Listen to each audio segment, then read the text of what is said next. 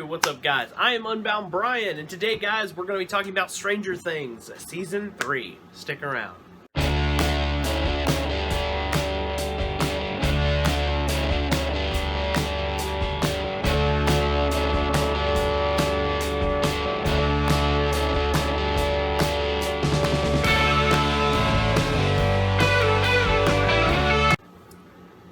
Okay, so today's video, I'm going to try to make sure that this video is short and to the point. If I look like haggard crap, it's because I have been awake for almost 24 hours now. I stayed up basically all night and all morning, so from 2 a.m. to now, and it's like 9, I've been watching this show. So, guys, I finished the whole season. Here's your one warning. There might be some spoilers ahead, so... and a few yawns. So bear with me. You know, because I've been up since yesterday and I haven't been to bed yet, so... forgive me. Alright, so let's start with some of my notes. I want to say that this Season 3, I'm going to go ahead and start with my overall... if I was to give a rating from 1 to 10... It's a solid 7. It's a solid 7. I wouldn't say this has been the best season of Stranger Things. I think Season 2 was the best season, in my opinion. Now, this is just opinion. Feel free to disagree with me. If you guys really liked it, great. I hope you... And you know what? Have that. Enjoy that. That's awesome. It just wasn't my cup of tea, personally. Now, that being said, I found episodes 1 and 2 pretty cringy, because it was just a lot of, like, preteen angst and teen angst in there, and I'm just kind of like, oh, it's like reliving high school all over again, and after high school, it was rough.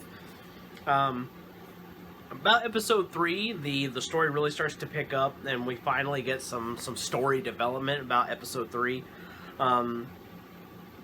but also more cringe. About episode 4 all the way to 8, we finally are getting some new characters and some new character development. We're learning a little more about some of the other, like, minor characters. We got some new ones. I can't remember their names off the top of my head, but we got some new characters. We have this new girl. She's with the guy with the nice hair. And there's a lot of, like, really cool, like, political messages in there, I think. Political, I say, because I don't really view them as political. I just think of them as, like, dub positions. But anyway, the point that I'm getting at is, like, there's tints about, you know, like, some issues that women face, some people who have, you know, some issues that people who are poor face. They hint about those things a little bit there. And it's kind of a really cool little undertone in there. We got a lot, and we also got to determine, like, you know, they also hint a little bit of, like, some men's issues, like, you know, the whole, like, you know, boys required to be a certain way. They kind of hit on that. We actually learned that Billy isn't as evil as we were led to believe in Season 2. We kind of see the root cause of that. And instead he chooses, in the end, he kind of redeems himself. That's another thing. To the writers of this season, especially that last episode, kudos to you guys. You really tugged at my heartstrings, and to the actors and actresses of the show, just great job. You guys did an amazing performance. I was very moved. Everything was believable. I did not know that these actors were that good. And even though this season wasn't my cup of tea, it's not my cup of tea because it was bad story or bad acting. It's just not what I wanted to happen. So you can take that with a grain of salt if you want, but that's just how I'm looking at it. It's just like, you know, I wanted a happier ending, and this one is very somber, but it was very good. Like I said to the actors, great job. You guys did amazing. I can't wait to see what they do in Season 4. I hope there is a Season 4. And I hope that Elle gets her... I know, here's another spoiler. I hope Elle gets her powers back.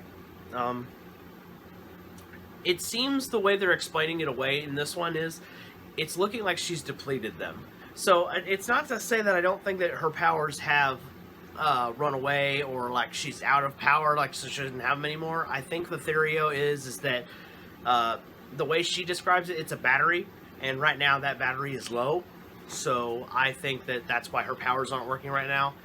In the last episode, her powers pretty much just vanish halfway through, and I think it's just because she's out of it. She doesn't have any power left, and that battery has to recharge. So I'm hoping that maybe it's like a muscle, that when her powers come back, she will be even stronger than she was before.